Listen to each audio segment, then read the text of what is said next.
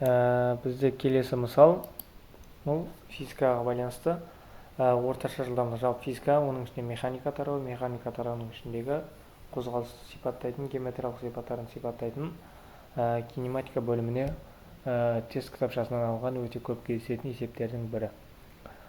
Автомобиль жолдың бірінші бөлігін орташа V1 тең 20 км/сағат жылдамдықпен, ал екінші бөлігін орташа V2 тең 30 км/сағат жылдамдықпен өтті. Автомобильдің жол бойындағы орташа жылдамдығын табыңыз дейді. Бізде берілгеннен бастап жазайық. Яғни жолдың бірінші бөлігіндегі жүрген жылдамдығын V1 деп аламыз. Оның жылдамдығы тең болады бізде 20 км/сағат. Енді жолдың екінші бөлігіндегі жүрген жылдамдығы V2 деп алайық. Ол 30 км/сағат. Енді бізде жалпы барлық жолдың бойындағы орташа жылдамдығын табуымыз керек. Енді бұл жерде орташа жылдамдық дегенде арифметикалық ортасын тапсақ, 20-ға 30-ты қосамыз 50, 50-ді 2 бөлеміз 25.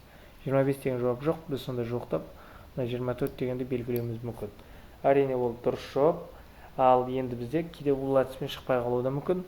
Немесе бақылау сияқты шығарылу жолын талап ететін тесттерде, тапсырмаларда бұндай әдіс жарамай қалады. Сондықтан біз бүгін бұндай есептерді, мынау ең көп кездесетін есептердің бірі, бұл есепті шешу жолын көрсетеміз формуласымен қорытып.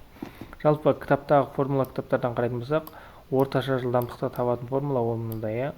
V орташа жылдамдық тең болады жолдың бірінші бөлігі қосу жолдың екінші бөлігі.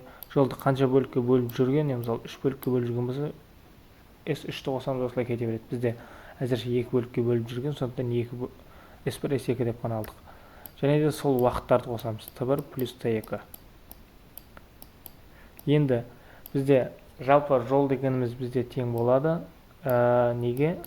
Жылдамдық пен уақыттың көбейтіндісіне. В көбейтілген T. Енді бізде жолдың бірінші бөлігін S1 дейік. Ондағы жылдамдықты V1, және оған жүріп кеткен уақытта T1 деп алайық. Дәл осылай S2 тең V2 көбейтілген T2. Енді бізде айтады жолды тең бірінші бөлігін және екінші бөлігін деген, сонда бізде жолды теңдей екі бөлікке бөліп жүрген. S1 тең S2. Жалпы екеуін жай ғана S деп қана ала салсақ болды. Енді мына жерде бірінші теңдеуден T1-ті тауып көрейік. T1-ті тапсақ оған көбейтіліп тұрған V1 не болады? S1, яғни оны S деп алайық, S-ке бөлінеді. S бөлінген V1. Енді мына астындағы теңдеуден T2-ні тапсақ, T2 тең болады S бөлінген V2. Енді мына формуланы жалғастырайық. Бізде мына екеуі бір-біріне тең, сондықтан біз не істейміз? S плюс S дейміз де, олардың қосындысы 2S деп жазып қоямыз. T1-дің орнына S бөлінген V1 плюс мына T2-ның орнына S бөлінген V2. S бөлінген V2 тең. Енді мына бөлшектің бөлімімен жұмыс жасаймыз. Ода ортақ бөлім береміз. Мынаған V2-ден, мынаған V1-ден. Сонда бөлшектің бөлімінде не болды? V1 көбейтілген V2 болды. Барлығына ортақ бөлім.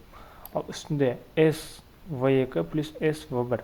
Енді осы жерден екеуінен де S-ті жақ шамалынан шығарып жүрсек, V1 плюс V2 болады. V1 плюс V2. Және де үстінде 2S бар. Енді мына бөлшектің бөліміндегі бөлшектің бөлімі мына үстіне қарай көбейтіледі. V1 көбейтілген V2 мына төбесіндегі нәрсеге көбейтіледі. Енді жалғастырайық мына жерге. Ол 2S көбейту бөлшектің ең астындағы нәрсе үстіне шығып кетті. V1 көбейтілген V2 болды. Және де мынаның өзі орнында қалды. S жақшаның ішінде V1 плюс V2. Енді бізде мына 2S-ті бір-бірімен қысқартамыз. Сонда бізде ең соңғы формуламыз қалды. 2 көбейту, 2 мына үстіне көбейтілді. V1 көбейтілген V2 бөлінген V1 плюс V2. V1 плюс V2. Міне бізде ең басты формуламыз. Енді бізде көп есептерде осылай жолды теңдей екіге бөліп жүргендеріне 2 жылдамдық беріледі. Осындай кезде біз мына формуланы қалай қорытылып шығаруын егер өзіміз шығарып үйреніп алсақ, дәл осылай мүмкін қайталап үйреніп алсақ, бізде дәл бұлай қорытып отырудың немесе ойланып отырудың қажеті жоқ. Бірден мына формула біздің есімізге түседі. Яғни орташа жылдамдық тең болады 2 көбейтілген v1 көбейтілген v2 бөлінген v1 плюс v2 деп өзіміз бірден жазып аламыз да есепке кірісіп кетеміз. Енді бізде тек мәндерін қоямыз. 2 көбейту v1-дің орнына нешені қоямыз? 20-ны қоямыз. v2-ның орнына 30-ды қоямыз. Бөлінген 20 плюс 30, яғни астында 1 плюс v2, 20 плюс 30, 50-ді береді. Енді бізде мұна 1-0 мен мұна 1-0 кетті. 2-2 көбейтеміз 4, мұна 3 көбейтеміз 12. Артында 1-0 бар, 120. 120-ны 5-ке бөлеміз, бізде шығады 24. Сонда есептің жауабы 24 км сағат шығады екен. Біздің ақылы курстарға жазылу, мұна сілтеме бойынша өтіп, ВК парақшамыздағы админімізген, яғни маған ВК парақшама жекеге жазып, толық ақпарат ала аласыздар.